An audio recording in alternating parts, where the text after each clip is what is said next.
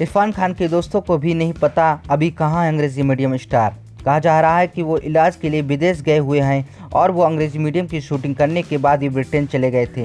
हालांकि अभी इस बात की कोई जानकारी नहीं है कि अभी उनका किसका ट्रीटमेंट चल रहा है। खास बात यह है कि उनके खास दोस्तों को भी उनके बारे में पता नहीं है कि अभी इरफान खान कहाँ हैं। बॉलीवुड हंगामा की एक रिपोर्ट के अनुसार दीपक डोबरियाल ने भी काफ़ी वक्त से इरफान खान से बात नहीं की है। सारा अली खान ने शेयर की बचपन की तस्वीरें, बोली मेरे सपनों की रानी हमेशा मैं ही थी। हाल ही में सारा ने अपने इंस्टाग्राम से बचपन की कुछ तस्वीरें शेयर की हैं। इन तस्वीरों में एक्ट्रेस तैयार होकर पोज देती नजर आ रही हैं। बचपन की तस्वीरों को देखकर कहा जा सकता है कि उस समय भी उनका स्टाइल और अंदाज सबसे अलग था। सारा अली खान ने फोटो शेयर करते हुए कैप्शन भी ज़बरदस्त लिखा है। एक्ट्रेस ने लिखा मेरे सपनों की रानी हमेशा मैं ही थी।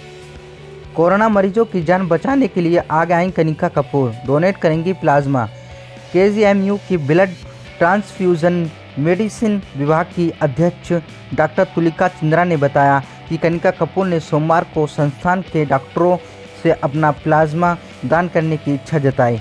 इसके बाद उन्हें बुलाकर उनके ब्लड का सैंपल टेस्ट के लिए लिया गया। ब्लड टेस्ट में सब कुछ ठीक पाए जाने के बाद उन्हें मंगलवार सुबह प्लाज्मा दान करने के लिए बुलाया जाएगा। चैरिटी के लिए अभिषेक ने दिया 1 लाख रुपए का डोनेशन, फरहान ने एक्टर को लगाया गले। फरहान ने अभिषेक बच्चन को इस डोनेशन के लिए धन्यवाद दिया है। उन्होंने इंस्टाग्राम पर अभिषेक को गले लगाते हुए एक फ़ोटो शेयर की है। साथ लिखा स्केच के लिए कौन देता है 1 लाख रुपये, सिर्फ बच्चन। इससे अन्य का चैरिटी ड्राइव एक बार में ही दुगना हो गया है। थैंक यू मैट, बड़े दिल वाले पागल लड़के। इसके बाद जो आने वाला है उसे तुम ज़रूर पसंद नहीं करोगे। फरहान ने अन्य के स्केच की फ़ोटो भी शेयर की है। कोरोना के खिलाफ जंग में अक्षय ने मुंबई पुलिस फाउंडेशन को दिए 2 करोड़। अक्षय कुमार ने 25 करोड़ की राशि कोरोना के खिलाफ जंग में पीएम केयर्स फंड में दान की थी। हालांकि अक्षय इसके बाद भी लगातार मदद की कोशिश कर रहे हैं। हाल ही में उन्होंने मुंबई पुलिस फाउंडेशन में भी 2 करोड़ डोनेट किए हैं। अक्षय की इस मदद को लेकर मुंबई पुलिस ने भी उनकी काफ़ी तारीफ की और ट्वीट करते हुए धन्यवाद किया। हेड स्टोरी के बोल्ड सीन पर बेटी ने किया था सवाल, शर्म से पानी पानी हो गए थे ये अभिनेता Sharman Joshi.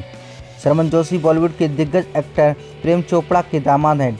Head story 3 film में शर्मन जोशी के ज़बरदस्त बोल्ड सीन थे। एक बार उनकी बेटी ने इस फिल्म के बोल्ड सीन को लेकर सवाल किया तो वो पानी पानी हो गए। साल 2015 में आई फिल्म हेड स्टोरी 3 में शर्मन ने जरीन खान के साथ बोल्ड सीन कर सबको चौंका दिया। उस फिल्म में उन्हें बेहद बोल्ड सीन जरीन खान के साथ किए थे। फिर क्या था, शर्मन के घर आते ही उनकी बेटी ने सवाल किया कि तो उनके पास कोई जवाब नहीं था, लेकिन बाद में किसी तरह उन्होंने अपने बेटी को समझाया कि वो एक एक्टर हैं, उन्हें डायरेक्टर जो भी कहता है उसे करना पड़ता है। विवेक अग्निहोत्री ने बूढ़े माता पिता पर लिखी इमोशनल कविता। फिल्म निर्माता विवेक रंजन अग्निहोत्री ने सोशल मीडिया पर अपने तरीके से कोरोना वायरस को लेकर जागरूकता फैलाने की कोशिश की है। उनके एक फॉलोअर ने ट्विटर पर माता पिता के लिए एक कविता समर्पित की थी जो उनके दिल को छू गई। विवेक ने उस कविता को वीडियो में डाला और अपने ट्विटर पर पेश किया। उन्होंने वीडियो में कविता की शुरुआत करने से पहले उल्लेख किया, दोस्तों इस लॉकडाउन में आप अपने पेरेंट्स को याद कर रहे होंगे और उनके साथ हैं, उनका ख्याल रख रहे होंगे। इस संकट के समय में हमें अपने बूढ़े माँ बाप का ध्यान रखना बहुत ज़रूरी है, क्योंकि अपने पेरेंट्स का ख्याल रखने की आप पर जिम्मेदारी है और उनके आशीर्वाद के बिना कुछ नहीं होता है। कनिका कपूर ने तोड़ी चुप्पी, बोली लोगों को मेरे बारे में गलत जानकारी दी गई। सिंगर कनिका कपूर पिछले दिनों कोरोना वायरस का शिकार हो गई थी।